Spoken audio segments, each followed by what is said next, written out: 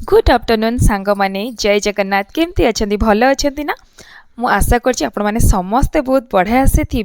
तो आज आम गोटे एमती जगह को बुलाया को जीवा जोठी आपण गोटे जगार गोटे नुह दीटा नुह पूरा भारत वर्षर सब प्रसिद्ध देवादेवी को दर्शन करेंगे।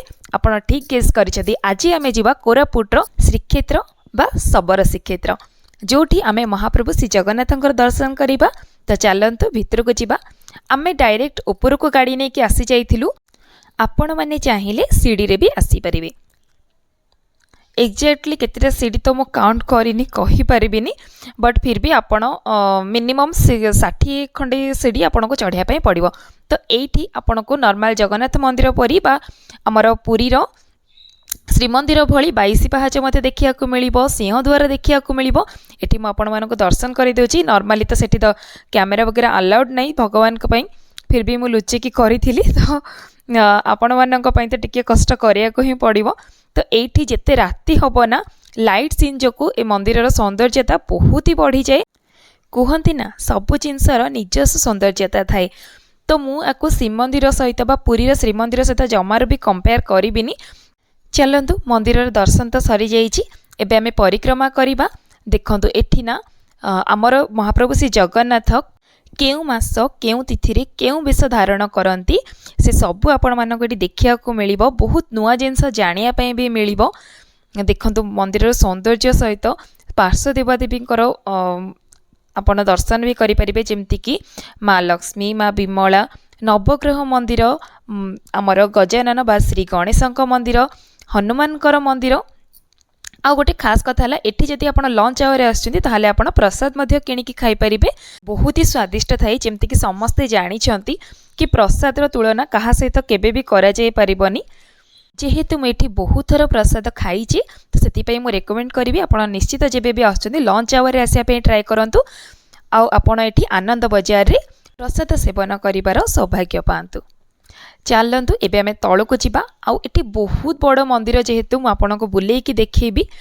तो टिके तळको आसीगला परे 22 पाहाच तळको एठी आपण देवादिदेव महादेवकर मंदिर सांगकु भारतर सबु हमर स्टेट रो प्रसिद्ध भगवान दर्शन करें जमती कि बद्रीनाथ, केदारनाथ, सोमनाथ, वैष्णव देवी, आमर श्रीरंगम इवन आपण कहवाक गले आपण एठी पूरा 4 धाम तीर्थर जेतिकी देवादेवी अछंती सबु ठाकुरंकर दर्शन करें। हेला ना गोटे भल कथा गोटे जगार ही आपण सबु भगवान दर्शन पाइजिबे।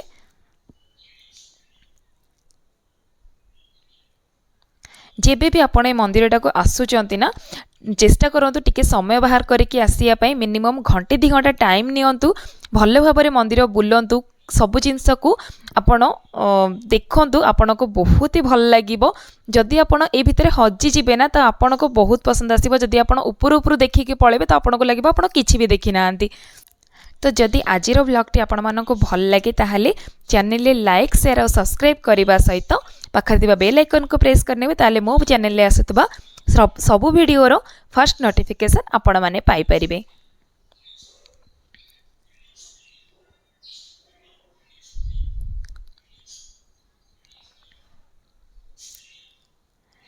तो एक्चुअली कौन है ना एठी तो मुझे आपण मानको भारतर सब प्रसिद्ध देवादेवी मंदिर देखईदेली किंतु अनफॉर्चुनेटली ओडिशार सब देवादेवी मंदिर भी सेठी अच्छी। आपण जब निश्चय आसबे देखिए मो फोन ना अनफॉर्चुनेटली डिलीट हो जाइए। तो मो आई एम सो सॉरी कि मुझे देखई पारुनी।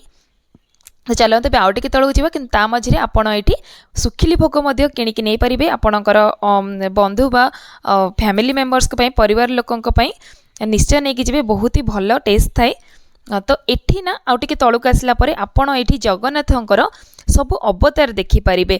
डेली नीतिकांति रे भगवान केउ बेश नियंती बा आम भगवान को अवतार नहीं सबु रूप देखिबा सहित ना आपण से विषय जानी भी पारिबे। ऊपर लेखा जाइए एकदम क्लियर रे आ ता सहित श्लोक भी लेखा जाइए। यदि आपण जगन्नाथ प्रेमी बा टिके आध्यात्मिक तो आपण को ये जगह बहुत ही पसंद आसीबो, बहुत ही बढ़िया लागिबो। निश्चित आसंतु एकदम शांत परिवेश आपण मन पूरा पूरी ठंडा हो जिवो। तो जमती मु आपन कही जेबे भी जगह को आसुचंदी टिके टाइम नहीं कि आसंतु भल भाबरे बुलंतु। आई होप आपण मानको भल लागिबो। मने रखिबे ए जगह को आसिला बेले निज सहित फैमिली मेंबर को भी नहीं कि आसीबे ताकि समस्त ए जिनसर उपभोग करि परिबे। तो मंदिर दर्शन तो आपण मानो करि देछि। वीडियो केमती लागिला कमेंट सेक्शन में निश्चय जणेबे। पुणी देखाबा नेक्स्ट वीडियो रे। Thanks for watching.